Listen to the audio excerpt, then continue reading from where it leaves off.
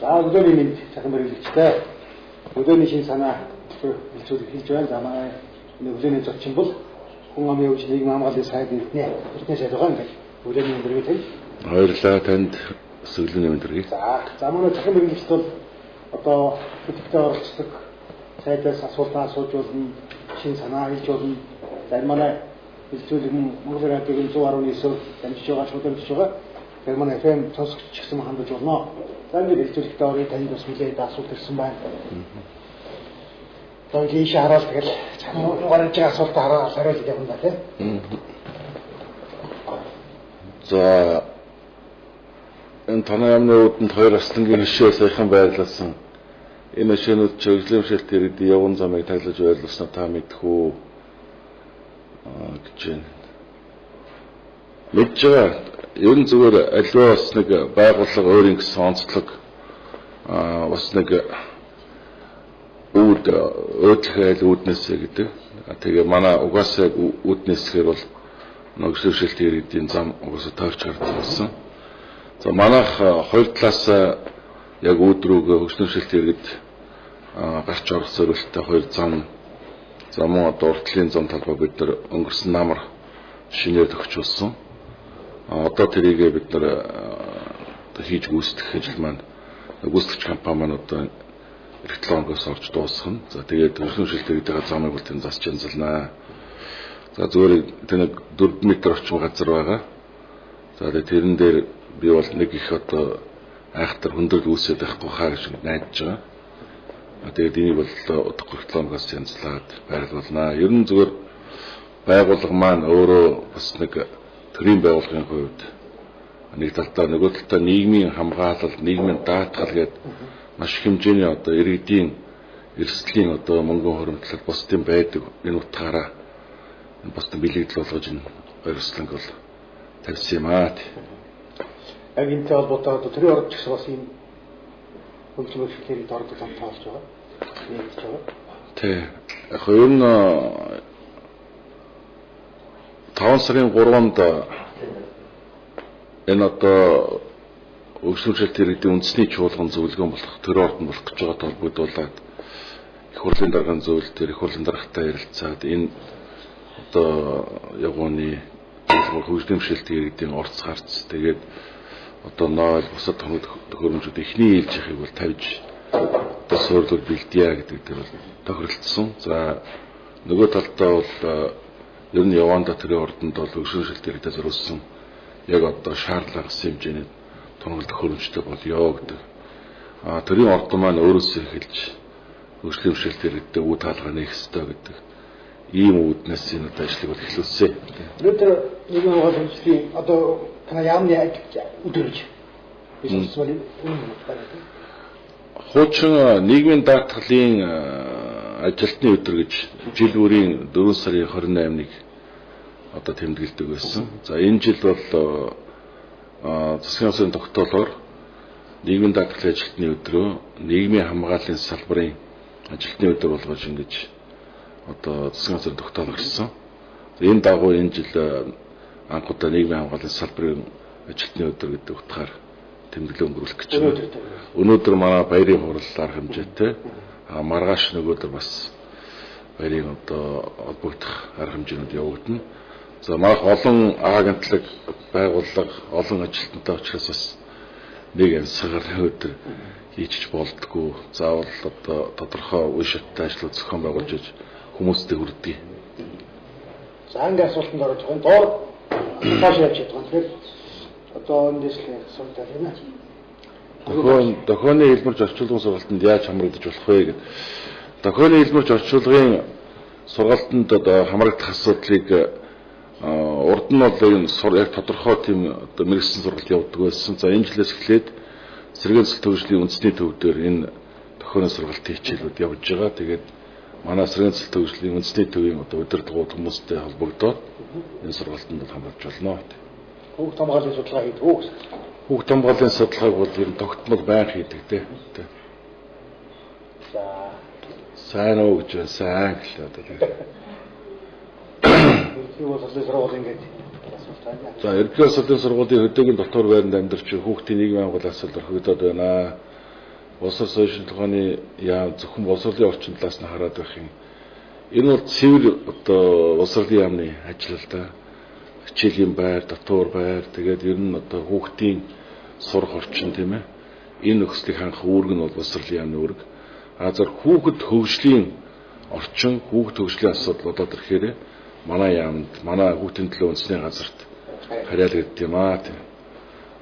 За баярлалаа. Урам өгсөнд. ажиллаж байгаа шүү гэж. За нийгмийн дадлын нэрийн дансанд хоригдлоо хаанаас яаж харах вэ? Та тухайн одоо аль аймаг дүүрэгт амьдарч байгаа тэр аймаг дүүргийнхаа нийгмийн дадлын хэлцээр очиод тэгээд өөрийнхөө одоо нэрийн дансандах мэдээлэл одоо бүр авах боломжтой. За өгтөшөлт хүүхдийн согзууч багшийн одоо мэрэгжилтэн бэлдэж эхлэхэд яамнаас ямар бодлого авах вэ? За бид нар бас яг энэ чиглэлийн одоо эрт онцлогоо за өгсөмшөлтэй хүүхдийн одоо цэцэрлэг сургууль тэгээд энэ чиглэлээр ажиллах багш мэрэгчлэтнүүдийг сурах ажлыг бол одооноос судалж байна. Эрх намраас бид нар одоо энэ анхны төвлөрсөн сургалт одоо бэлтгэхэд ажлыг бол эхлүүлнэ. За нөгөө талаас бид нар энэ онд эхлүүлж 2 аймаг 1 дүүрэг дээр хөгжлийн хэмжээтэй ирээдүйн хөгжлийн төвийг байгуулахаар бэлдэж байгаа. За энэтэйгээ холбоотойгоор бас энд ажиллах одоо яг энэ мэргэжлийн усуудыг бэлтгэх шаардлага бол гараад байгаа. Энд байгаа. Ер нь бол ховор байгаа л да. Огт байхгүй гэж хэлж болохгүй байгаа. Гэтэ хүртээмж их багтай. Ахмадын зориулалтад аршин сувил хизээс амруулж эхлэх вэ гэсэн асуулт. Ахмадын зориулалтад аршин сувилд хизээ амарч эхлэх вэ? За хамтын зориулалтад аршин сувилийн үйл ажиллагаа бол явж байгаа. Тийм. Ер нь жилийн 4 удирдалт ажилдаг аршин сувилийн газрууд бий. За мөн одоо удирдлын чанартай зөвхөн дулаан удирдалт ажилдаг аршин сувилууд бас байгаа. Тэгэхээр энд та өөрөө яг аль аршин сувилээс нөрч байгаа юм тийм ээ. Тэр чиглэлээр хууль заасан одоо эрхийнхэн бичгийн дагуу гэдэг амрах бүрэн боломжтой гэдэг хэлмээр байна. Яамныхаа одоо хийж байгаа ажлын талаар товч тайлбарлахгүй асуулт хоёр ч ирж байна. За манай яамны хувьд бол байгуулагдаад 8 сар гаруй хугацаа өнгөрч байна. Тэгээд энэ хугацаанд бид нар бол бас урдаад байсан зорилттой бол нэлээд амжилттай хэрэгжүүлж байгаа гэж ингэж дүгнэж байгаа. За бид нар үндсэндээ бодлогынхоо одоо чиглэлийг бол үндсэндээ гаргад дуусч байна. Одоо бид нар ингээд 5 сарын 3-нд хөгжлөмшөлтөөр эдийн үндэсний чуулганаа хийгээд 5 сарын 20-нд залуучуудын үндэсний чуулган зөвлөгөөнөө хийн. За 6 сарын 10-нд хүүхдийн үндэсний чуулган зөвлөгөөнөө хийгээд ингээд 6 сард манай үндсэн ажлын хэсэг ажилд орно. Ингээд 6 сар, 7 сар, 8 сарын 3 сарын хугацаанд энэ хүн амын хөгжлийн зохицуулгын баримтчийг боловсруулах энэ ажил бол хийгдэнэ. За 9 сард бид нар энэ бодлогын баримтчийн төслийг засгийн газар танилцуулнаа. Тэгээд 10 сард одоо улсын их хурлын намрын чуулганд улсын их хурлын тогтоолын төслийн хамт өргөн барьж Монгол улс өөрийн гэсэн одоо хүн амын хөгжлийн зохицуулгын юм баримтчигтэй болох юм аа. Тэгээ энийг одоо энэ бол маш том ажил. Үнэхээр үндэсний хэмжээний одоо маш олон хүн амын бүлгүүдээр бид нар үндсэндээ хилцүүлгүүдийг зохион байгуулад явж байна. За 2 сард Ахмадын одоо хөгжлийн асуудлаар үндэсний чуулган зөвлөгөөний бид нар Дархуул аймагт хийсэн. За 3 сарын ихээр эмэгтэйчүүдийн үндэсний чуулган зөвлөгөөнийг Орхон аймагт хийсэн гэдэг ажил маань нэлээд гайгүй урагштай яваа. За нийгмийн хамгааллын салбарт бол бид нэр нийгмийн даатгалын тогтолцооны шинжилгээг эхлүүлэхээр ажиллаж байна.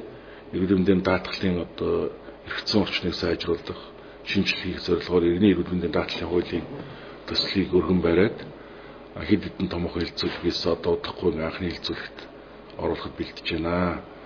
За нийгмийн халам үйлчилгээний одоо зорилт бүлгийн 100 оновчтой тодорхойлсноор бас шинжилгээний одоо бодлогын амжилттай хэрэгжүүлэх ийм одоо шаардлага байгаа. Энэ дээр бас бид нар бэлтгэл ажил хийгээд одоо энэ 5 сарын дундуураас эхлээд үлдсэн одоо 40 гаруй хувь буюу 280 мянган өрхтөр бид нар одоо энэ орлогыг орлуулан тооцох харгаар одоо өрхийн амжиргаа, өрхийн гишүүн иргэний амжиргааны түвшний судалгааг бид нар хийж дуусгахаар зорж ажиллаж байна да. За ер нь бол цоошин биш Хуамын бодлого цоошин нэр юу? Цоошин тийм. Ер нь бол нийгмийн хамгааллын салбар маань бол их хуучин ажиллаж байсан.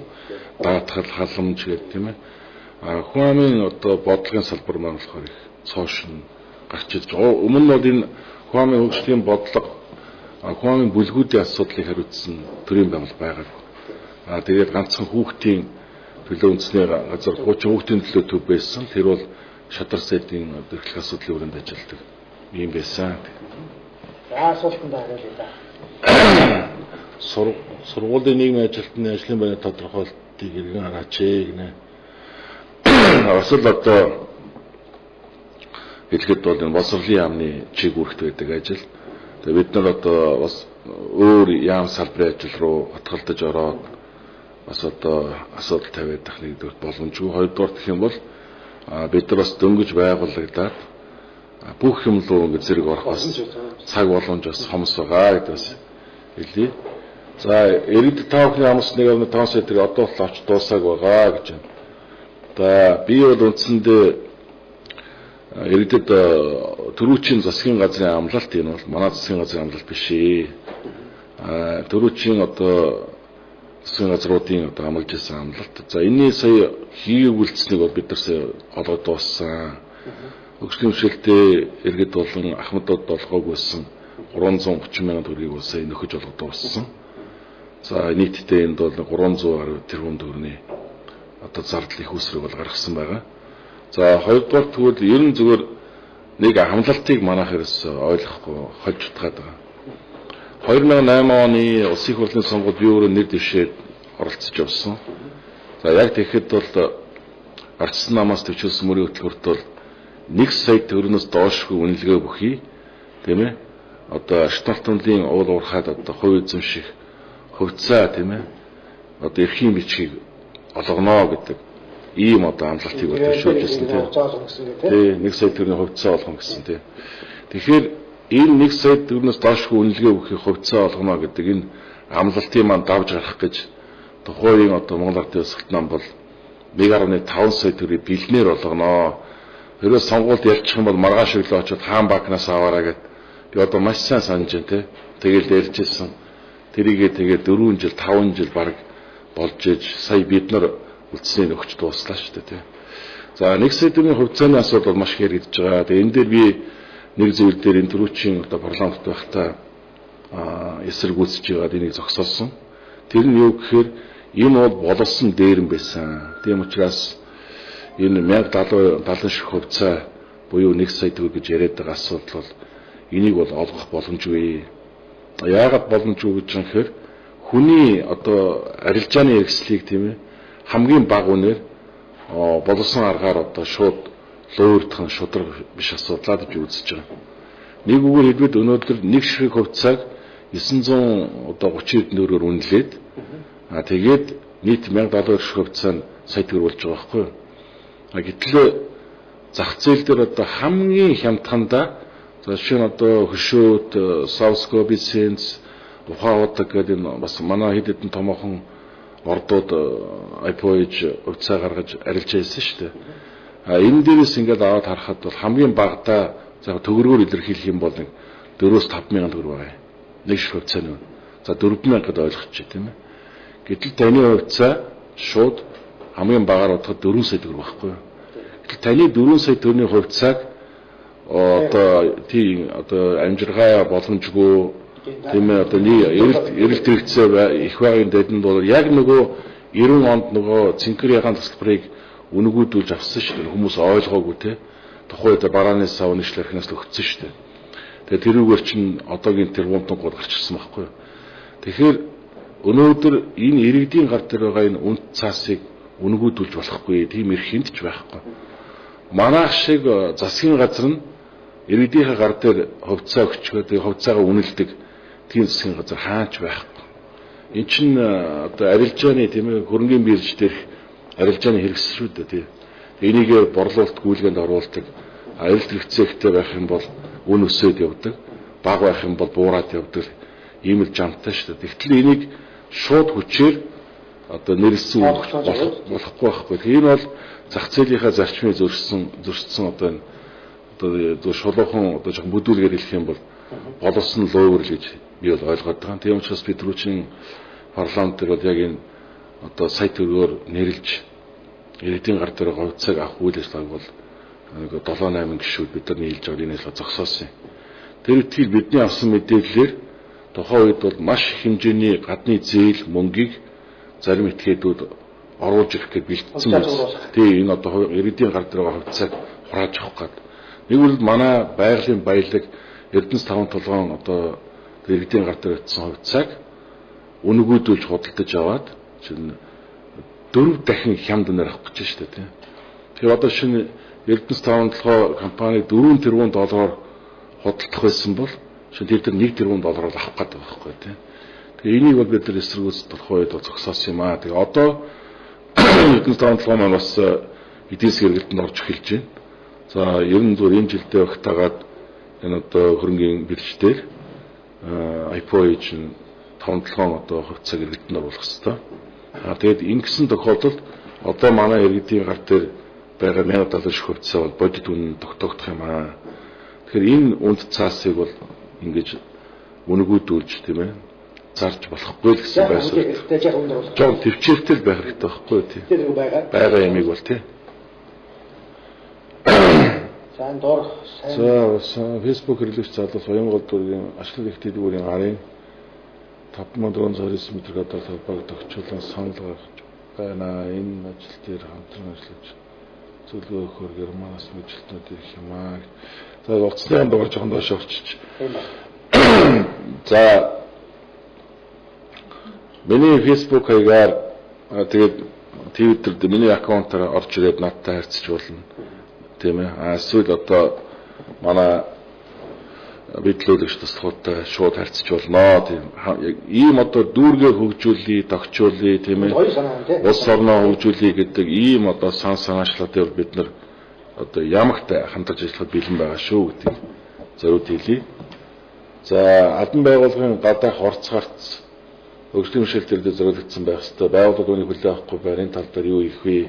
Би түрүүхээ ярьсан төрийн ордноосоо бид нар эхэлж байна, тийм ээ. Төрийн ордондоо эхний ээлжинд хөгжлийн хэмжээлтээр зориулсан орц гарцаа хий, тоног төхөөрөмжөө суулгая. Ерөн зөв энэ үндэсний чуулган зөвлөгөөний гол үндсэн чиглэл хөгжлийн хэмжээлтийн иргэдийн өмнө тулгараад байгаа эрхцэн болон нийгмийн эдийн засгийн ямар одоо тийм асуудлууд байна. Энэ дээр гарцны байгаа гэдгийг гол нь одоо гаргах зорилгоор энэ чуулганы хийж байгаа. Тэгэхээр бидний гол зорилгууд өнөөдөр хуучин одоо явж ирсэн арга барилыг харах юм бол одоо жишээ нь нэг 5 цасны тэтгэмж нэмэгдүүдий тийм ээ. Эсвэл одоо нэг ганц нэг протез ортопедийн хэрэгсэл одоо хандидах төдийгөр тэдний одоо асуудлыг шийдэж байна гэж хардаг байсан. Тэгвэл бид нар энэ удаад үгүй ерөөс оролцоог бодиттой болгоё. Бүх одоо байгууллага, бүх хүн энэ хөгжлийн хэмжээлтээр иргэдэд анхаарал тавьдаг. Нийгмийн дил үтсэн хөгжлийн хэмжээлтээр иргэдэд зориулагдсан байдаг тийм ээ. Энэ одоо тогтолцоо бий болгоё гэж зорж байгаа. Ингэснээр бол хөгжлийн хэмжээлтээр иргэдийн өмнө тулгамжийн асуудал бол нэлээд том шинжилгээний ажил болно гэж хэлж байгаа. Бид төрийн ордны дурдлаа мөн одоо би уржиг дээр төмөр замын төв вокзал дээр хөгжлийн хэмжээлтээр зориулсан одоо үйлчлэх тусгай өрөө. За хөгжлийн хэмжээлтээр иргэдэд үйлчлэх нэг цонхны үйлчлэгээний одоо нээлттэй ажиллагаанд оролцоод ирсэн. Улаанбаатар төмөр зам бас яг энэ одоо уриалгыг хүлээж аваад оролцоог одоо бодит болгоё гэдэг энэ ажилтар бол хамтарч ажиллахаар манай Сэргээн цэцлэг хөгжлийн үндэсний төвтэй хамт ажиллагааны гэрээнд гаргаж зурсан. За энэ мэтлэн маш олон аймаг байгууллагууд бас хандж байгаа шүү. Энэ ажил эхэлж байна тийм ээ. Би бол бас энэ сарын оролцоог бодит болгоё гэж сарын зохион байгуулсан. Энэ ажлын хүрээнд бол маш олон иргэд аж ахуйн нийт байгууллагууд бол оролцож байгаа гэдэгс хэлмээр байна тийм. За энэ яамны зорилго юу юм бэ? Атридэд яг юу нүдэнд харагдахаас өөрчлөх яам юм бэ? За би зөвхөн өнөөдөр танд нэг л зүйлийг хэлье. Бид нар гарч ирээд Хуамын хөгжил буюу одоо хүүхэд залуучууд руу чиглэсэн өнгөрсөн хугацаанд нэгэнт бий болгогдсон байсан барилга өмч хөрөнгийн ашиглалт дээр бид нар одоо судалгаа хийж үзсэн. За нийт 181 байгууллага дээр судалгаа хийж үзэхэд 140 нь бол одоо хин нэгэн аваад үрээр тараад алга болгоцсон эсвэл зориул бусаар ашиглаж байгаа ийм дүн гарсан. За үлдсэн 41 байгууллагыг орон нутгуудын тийм ээ ажиллаж байгаа ийм дүр зураг харагдсан. Энэ өнөөдөр энэ юуг харуулдаг юм гэхээр хүн амын хөгжил рүүгээ ерөөсө хөрөнгө оруулалт хийхээ болсон. Хүн амынхаа хөгжлийн одоо тэр төвшин тогтоох тийм ээ. Хүн амын хөгжлийн үр дүн гэсэн тооцоохоо байсан. Наацх нь та одоо өнөөдөр ингээд хүн амын хөгжлийн үр дүн тийм ээ стратегийг ойлгох ингээд асуугаад байж байна гэдэг нь энэ туйлын эмнэлтэл ийм л ажил л да. Яагаад гэвэл өнөөдөр хүн амаа хөгжүүлэхгүйгээр тийм ээ хүний хөгжүүлэхгүйгээр аливаа улс орон хөгжихгүй. Өнөөдөр би зарим одоо бүтээн байгуулалтын яам дутгаж явах маргалддаг л да. Таар замал яриад байх юм тийм ээ. Ноос ноолор гэж яриад байх юм барилга яг бүгд л хүнлүү чиглэсэн л да. Гэхдээ тэр бол материалын талдаа тийм ээ. Гэтэл хүнээ хөгжүүлэх тал дээр хүнлүү чиглэсэн хөрөнгө оруулалтын тал дээр яагаад ярьдаг юм бэ гэдэг. Тэгээ энэ л манай яам үндсэндээ чиглэж ажиллаж байгаа. За өчигдөр бид нэр Нүүбийн нэгдсэн үндэсний байгууллагын хүн амын сан Швейцарын хөгжлийн агентлагтай хамтарч залуучуудын одоо хөгжил бодлогын чиглэлээр 2013-аас 17 онд хэрэгжүүлэх төсөл хөтөлбөрийн одоо гэрэн дээр гаргаж сурсан. За нийт 11 сая долларын энэ төсөл хөтөлбөр хэрэгжиж. За энэний хүрээнд бид нар аймгийн төвүүд дээр хүүхэд одоо залуучуудын хөгжлийн төвүүдийг барих юм. Одоо бид нар хуучин ярьдаг соёлын төв тийм ээ. 6 одоо дүүрэг дээр мөн хүүхд залуучуудын чиглэлээр хөгжлийн төвүүдийг байгуулна. Ингээд ер нь залуучууд хүүхдийн чиглэлээр одоо хөгжлийн хөтөлбөрүүд судалгаа тийм ээ. Зорилтыг бол тодорхойлох чиглэлээр бол онлайн ажлууд хийгдэх юм. Энийг санхүүжүүлэх чиглэлээр ажиллаж байгаа. Ингээд гол санхүүжүүлэгч байгууллага бол Швейцарын хөгжлийн агентлаг байгаа. Энэ эхний үе шат амжилттай хэрэгжих юм бол одоо хоёр дахь үе шатанд бол бүр бүх Монгол улсыг хамарсан хэмжээний томоохон одоо энэ хөтөлбөрийг хэрэгжүүлнэ. Энэ дээр бол эхний одоо хөрөнгө оруулалтыг баг 2-3 дахин нэмэгдүүлсэн хэмжээний ийм хөрөнгө оруулалт хийнэ гэсэн ийм одоо болцолтойгоор энэ гэрээг бол байгуулж байгаа гэдэг бас хэлий. Энэ бол бас хүн амынхаа хөгжил рүү тэр тусмаа залуучуудынхаа хөгжил боловсрол чиглэсэн томоохон хөрөнгө оруулалтын ажиллаа гэж харж байгаа. За хөгжлийн бишрэлтээр эдийн нэгдсэн судалгаа хийгдсэн үү, хэзээ хийх вэ гэдэг. За хөгжлийн бишрэлтээр эдийн нэгдсэн судалгаа хийгдэж байгаа. Үндсэндээ өнөөдрийн байдлаар улсын хэмжээнд 107,800 орчим хөгжлийн бишрэлтээр иргэд байна. За энэний одоо 40 орчим хувь нь 50-аас дээш хувийн одоо хөдөлмөрийн чадвар алдттай. За үлдэж байгаа хувь нь бол одоо 50-аас доош хувийн хөдөлмөрийн чадвар алдттай ийм иргэд байна. Нэг талдаа за хоёрдугаар тэгвэл нэг зүгээр эмзэглэж байгаа асуудал үйл сүүлийн үед энэ хөгжлийн бишрэлтээр иргэдийн тоо өсөх хандлагатай байгаа. Ялангуяа энэ уул уурхай аж үйлдвэрийн салбар сэргэж эхэлж байгаатай холбоотойгоор барилгын үйлдвэрлэл дэвчимжиж байгаатай холбоотой зам тээврийн ачаал ихсэж байгаатай холбоотой одоо үйлдвэрийн ослууд нэлээд өсөх хандлагатай байна. Дээр нь ахын болон автын ословоор буурахгүй байна. За энд өртөж байгаа улсууд дийлэгдэн дандаа залуучууд хүүхдүүд байна тийм ээ. Энэ бол хуулийн одоо харамсалтай эмзэглэх юм одоо судалгааны дүн гарч байгаа гэдээ бас хэлэх хэрэгтэй. Тэгээ энэ дээр бас бид нар чиглэж байгаа. Тэгээ энэ 5 сарын 3-нд гэж байгаа хөгжлийн бишрэлтээр үндэсний чуулган зөвлөгөөн дээр бид нар зөвхөн нэгэнт хөгжлийн бишрэлтэд болсон иргэдийн асуудлыг нэг талдаа шийдье. Нөгөө талдаа хөгжлийн бишрэлтийн иргэдийн одоо энэ тоо тэмээг нэмэхгүй байх хөгжлийн бишрэлтийн иргэний одоо тэр хувь зээг одоо тийм ээ хин нэгэнд одоо очихоос өмнө урьдчилан сэргийлсэн тэр одоо арга хэмжээг бас өөрнөөлөе гэж байгаа. Бид нар бодохгүй худалдаа аж үйлдвэрийн танхим хөдөлмөрийн яамтай хамтарч яг энэ чиглэлээр бид нар одоо томоохон арга хэмжээ хөтөлбөрүүд хэрэгжүүлнэ гэдэг одоо судалгааны түвшинд явж байгаа гэдээс хэлье. За хөгжлийн бишрэлтийн иргэний бодит байдлын судалгааг орон дээр эхлүүлэх учир нь Монгол улс одоо бол нэгдсэн тоо бүртгэлгүй албан судалгаа хийдэг хүн амтай болох буруу тоосон хараамтай хүмүүс хөгжлийн бишрэлтэд тоонд оруулсан.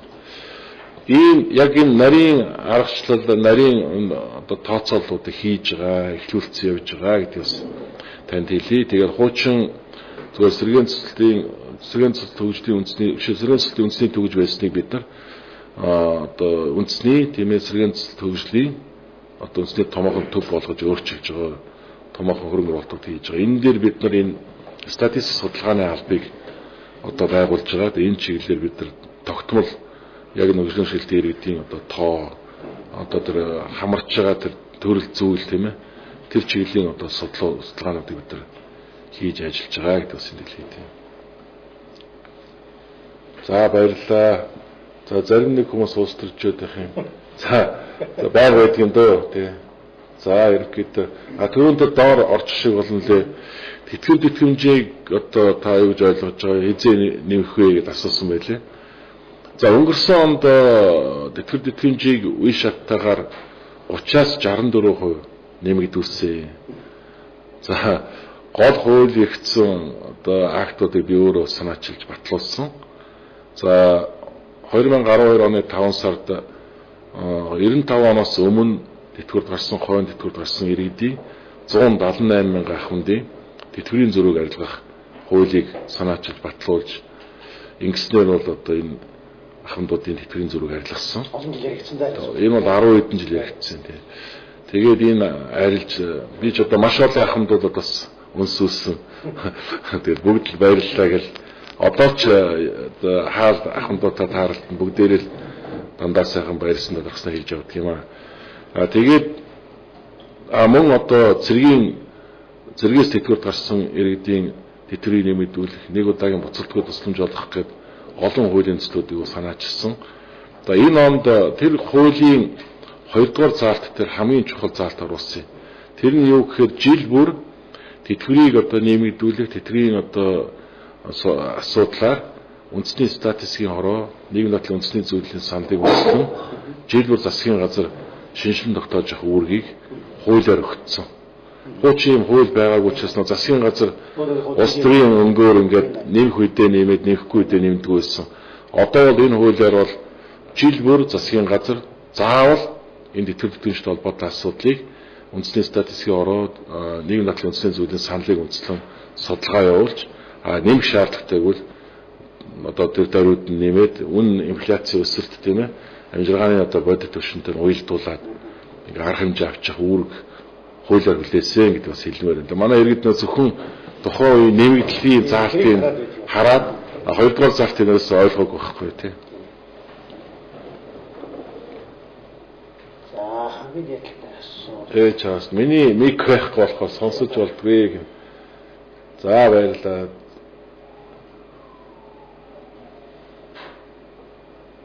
За 21 дугаар хороонд иргэдийн уралцааг зохион байгуулсан. Яагаад гэвэл за энэ би бол танд шууд хэлэхэд ийм иргэдийн уралцааг хурал хийсэн нэг ч хороо байхгүй гэдэг албасаар хэлье.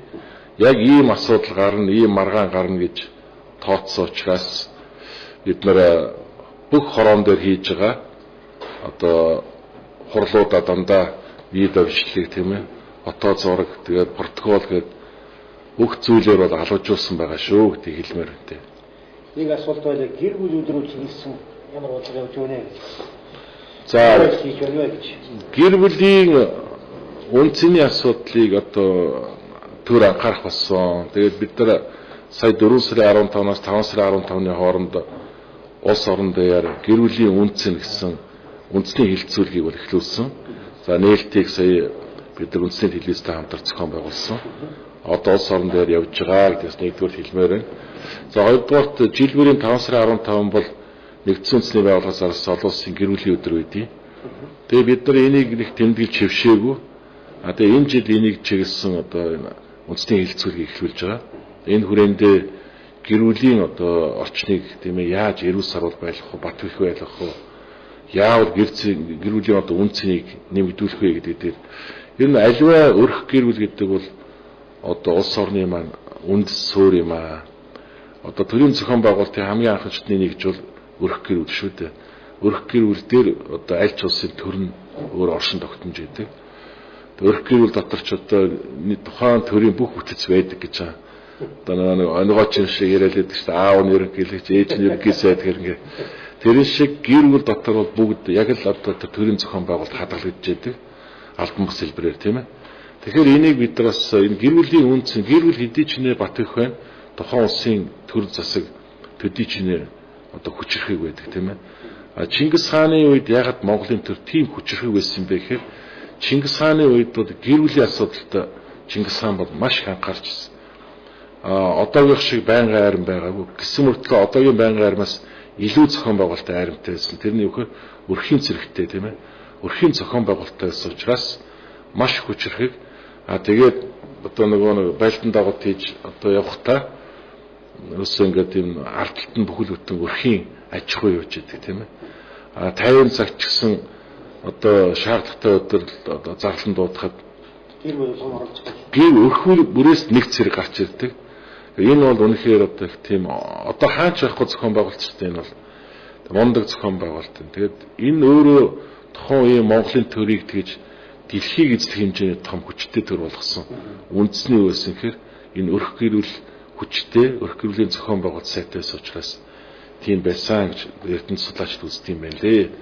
Тэгээд гэр бүлийн чиглэлээр бид нар ажиллаж байгаа. За хоёрдугаар ер нь бол одоо гэр бүлийн үн цэнийг нэмэгдүүлэх ер нь зөв одоо шилжилт хөдөлгөөнтэй холбоотойгоор гэр бүлийн үн цэн маш хунжээ тийм ээ. Залуучуудын маань мэдлэг боловсрол ялангуяа гэр бүлийн одоо боловсрол сулаас болоод энэ гэр бүлийн үн цэн асар хунж шүү дээ. Тэгэхээр энэ чиглэл рүү чиглэсэн ажлууд хийнэ л гэж бодож байгаа. За залуу гэр бүлийг байр орон сууцаар яа дэмжихээ гол асуудлууд энэ бол үнэхээр гол асуудал. Тэгэхээр одоо 100,000 айл орон сууц хөтөлбөр ер нь бусад чиглэлээр бид нар хуучин бод зөвхөн төрийн албан агчдад одоо 6% гүйтэй орон сууцны зээл олгох асуудал яригджсэн бол одоо бид нар Монгол улсын бүх иргэдэд тийм ээ жилийн одоо сарын 8%-аас одоо дээшгүй хүүтэй одоо хугацааны одоо орон сууцны зээл олгох шийдвэр гаргасан. За удахгүй барилга готовлтын яам холбоотой газрууд энэ одоо ажлыг эхлүүлэх бахаа гэж бодож байна.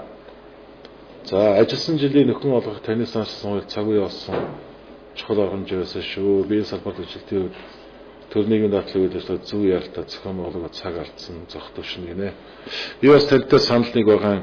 Тухайн цаг үедээ одоо нийгмийн шилжилт хөдөлгөөний явцад маш олон иргэн ажил хөдөлмөр эрхлэх боломжгүй болсон. За 95 оноос маш олон мянган иргэн одоо нийгмийн даатгалын ач холбогдлыг ойлгоогүй.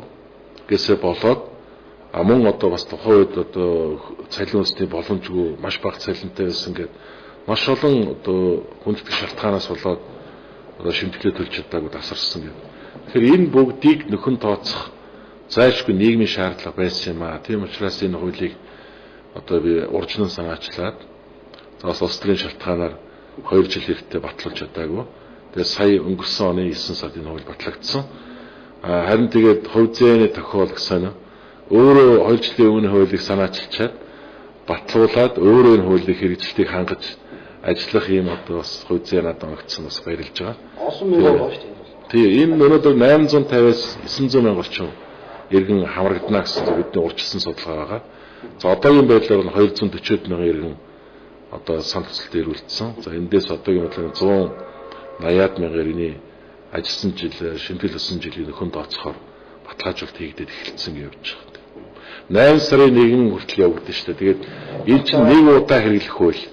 Тэгээд 8 сарын 1 гээд хаагдаад дахиж энэ хууль бол хэрэгжихгүй. Тэгэхээр иргэдтэй хэлэхэд бол энэ одоо боломжийг битгий алдаарай л гэж хэлмэн. 11 жил гэдэг бол хүний амьдралын одоо хугацаанд бол энэ бол богино хугацаа биш шүү гэж тэ. Одоо шаарагаас асуултыг нь за уучлаарай ингээд гэр бүлийн чиглэлээр доошоо за гэр бүлийн чиглэлээр болсон чинь хэр хангалттай байдаг вэ? Энэ чиглэлийн болсон чинь бэлтгэх газар хэр олон байдаг вэ? Манайд одоо 2-3 ихтэй сургуульд яг энэ чиглэлийн цөөхөн оюутнуудыг бэлдэж байгаа.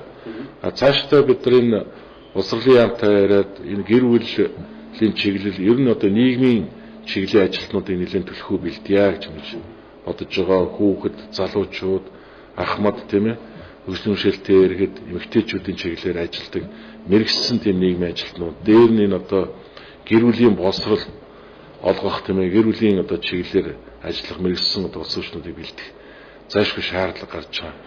Тэгээд түрүү нэг хүн асуусан ш танаа яам яг юу хийх гэдэг юм бэ?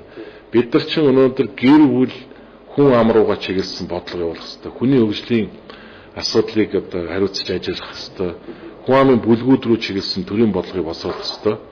Хоёрдугаар төр хуучин хэрэгжүүлсэн нийгмийн хамгааллын том салбарыг бас авч явж байгаа гэдгээс дахиад тодтоод хэлчихье. За түрүүн золог өрөл рүү чиглэсэн юмуд байгаа. За сайдууд ажиллаа маш сайн хийж байгаа. За баярлалаа тантай. Та дахин энэ мэт нийгмийн ямагтлыг сэрсэн чухал үйлс очиж ажиллаарай гэж хүсье. Танаас цаг авч уулзах хэрэгтэй байна. Болно надтай уулзах бол нээлттэй чөлөөтэй. Тэ. За халамжийг зорилт иргэдээр өгдөг энэ тал дээр хяналттай нэгдүүлэл яасан юм бэ? За халамжийн бодлогын шинжилгээний тулд бид нар одоо зорилт төлөвийг зөв оновчтой тогтоох энэ салбар дундын маш том мэдээллийн бааз бий болох зорилгоор энэ судалгааны ажлыг 5 сараас эхлүүлэх гэж байгаа. За хуучин бол өрхийн амжиргааг өрхөөр нь тооцдог байснаас болоод тэгээд нөгөө тухайн өрх амжиргааны баталгаач төвшнгөөс доогуур орлоготой байх юм бол одоо тухайн өрхөд байгаа бүх гишүүдэд нь бүгдээрэнд нь тэтгэмж өгдөг байсан. А тэр дотор ч нөгөө хөдөлмөрийн чадвартай хөдөлмөрийн насны маш олон иргэд орчдөг.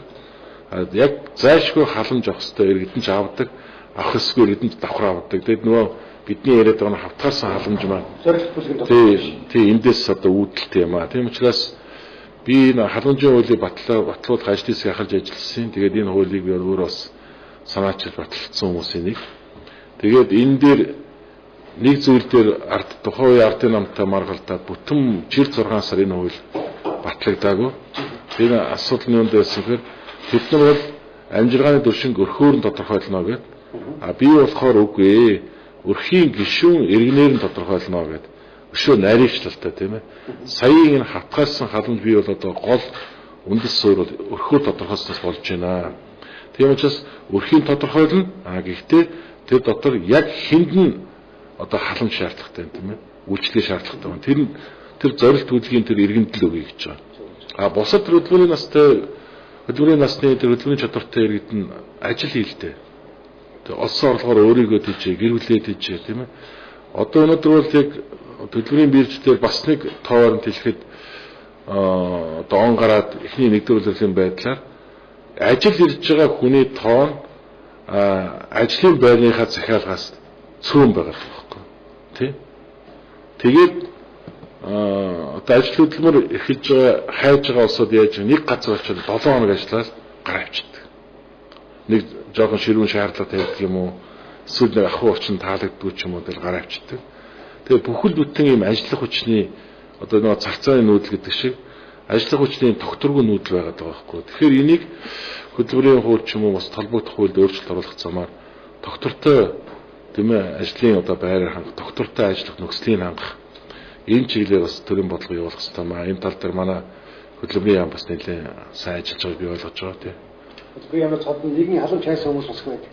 Ер нь зөвхөн халамжтай дулдуулсан одоо хөнгөн хэлбэр аргаар амьдрах гэсэн ийм хандлага бол үнэхээр хүчтэй байна л да. Тэгэхээр энийг одоо хүн өөрөө яагаад хөдөлмөрлөхгүй байгаа. Жишээ нь би зөв энд нэг жишээ хэлэхэд сая одоо явж байгаа хөдөлмөршөлт иргэдийн одоо үндэсний чуулганы өгсөн сарын оролцоог бодтолгын сарын 1-ний хүрээнд одоо жишээ нь хэд хэдэн аймаг дүүргүүдээр энэ хөдөлмөршөлт иргэдийн үзэсгэлэн худалдаа өдөрлөг зохион байгууллаа. Тэнд ямар олон тэр хэдий одоо тахир дутуу хөдөлмөршөлтөж гэлээ ямар их ажил хийдэг, ямар их одоо үйлдвэрлэл явуулдаг юм бэ гэдэг хараад би бас гайхсан. Тэ. Тэгээд энэ хөгжлийн бэрхшээлтэй иргэд амьдрахын төлөө, үйлдвэрлэл явуулахын төлөө, орлого олохын төлөө яваад байхад хөдөлмөрийн насны хөдөлмөрийн чадвартай тэр тусмаа залуучууд маань амар хэлбэр амьдралыг одоо хайгаад байгаа нь бол түүлийн харамсалтай маа гэдгээс одоо хэлье. За манай яг энд надад бас нэг сайхан мэдээ ирж байна л да. За энэ Бээжатнаа болсон Гран-при тэмцээнд хөдөлмөршөлтөө иргэд оролцоод 2 алт, 2 мөнгө, 2 хөрөл медаль авсан байна. Энэ бол бас сайхан мэдээ ирж байна. Тэгээд тамирчид маань Улаанбаатар одоо төмөр зонд 10 цагаас ирэх юм байна. Тийм. За энэ одоо хүлээж авах ажлыг бас яаралтай зохион болгох шаардлага гарч байгаа юм байна.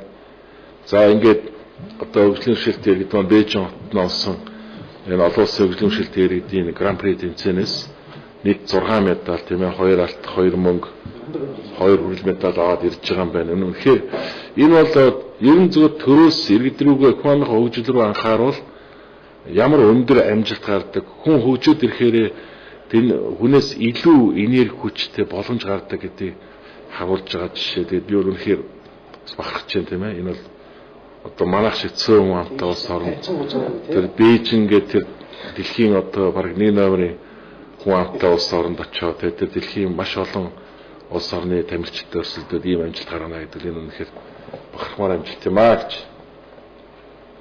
За яамны бүх ажилчдын хөгжлөмжлөлт иргэдийн төвөөр оруулж болох уу? За яг зөв ер нь бол 100% одоо төгс төгөлдөр ажилдаг гэж би хэлэхгүй. Гэхдээ манай яамны хувьд бол харьцангуй шин залуу боловсруучнуудаар бүрдсэн. За ажлын эрч хүч бол маш их байгаа. Бид нар үндсэндээ бол оройд ер нь байнга 8-9 цаг хүртэл ажиллаж байгаа. Өглөө 8 дээрээ. Гэхдээ би бол ажил гэж алавдаагүй.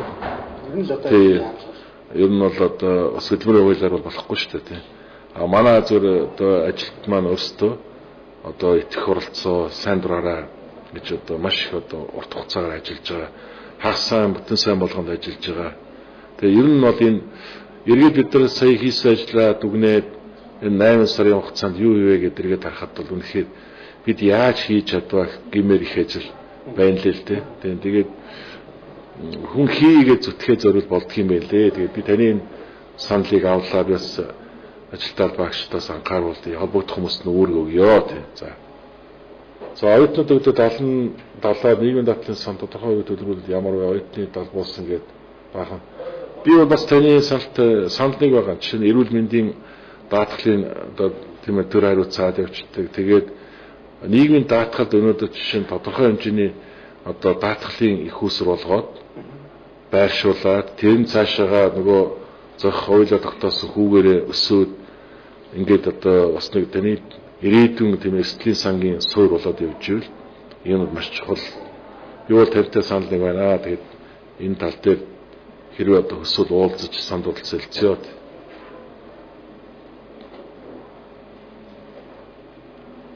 За дарханд соёлог нь дарханд удахгүй соёл баригдана гэдэг бас хэлмээр байна.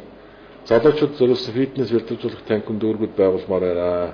За бид нар орчны улсын хурлын гишүүн гаыг гишүүн битээр санаачлаад улсын төсвүүдээр төвийн одоо 6 дүүрэг, дээр налаах дүүрэг гэдэг энэ 7 дүүрэгт бол одоо фитнес танхимтай улсын спорт сургалтын төвүүдийг барих зорилтоор нийт улсын төсвүүдээр 14 тэрбум төгрөг батлуулсан. За энэ ажлууд маань бас явж байна. За Сүхбаатар дүүрэг дээр энэ ажил одоо барилгын ажил эхлээд явж байна. Сонгон дээр явж байна. Хаан уул дээр явж байна. За хамгийн түрүүнд Баянзүрх дүүргийн улсын спорт сургалтын төв ашиглалтанд орцсон одоо дүүргийнхээ залуучууд хүүхдүүд үйлчилж байна. Баянгол дүүргийн улсын спорт сургалтын төв одоо энэ 5 сард орно. Тэгэхээр энэ ажил бол хийгдэж байгаа гэдэг бас танд хэлий мэдээлэл байж болно л да тийм ээ. Тэгээ зөвхөн фитнес биш одоо бассейнтэй тэр чинь тийм ээ ингээд иж бүрийн тийм цогцлбор төвүүдийг байгуулж оруулж байгаа шүү гэдэг хэлмээр байна. За иргэдийн оролцоо яаж ингэж хааж чаддаг талаараа яриад өгөхгүй юу. За одоо ямар оролцоо хаацнаа мэдэхгүй уучлаарай тий. Та тодорхой тоо баримттай илүү зүгээр байна. За энэ өглөөний шин санааг юу гэж та тодорхойлж байна? Нэг тэргуунд иргэдтэйгээ ингэж нээлттэй ярилцж байгаа нь өөрөө шин санаа юм аа. Эндээс маш олон шин санааг олж авнаа.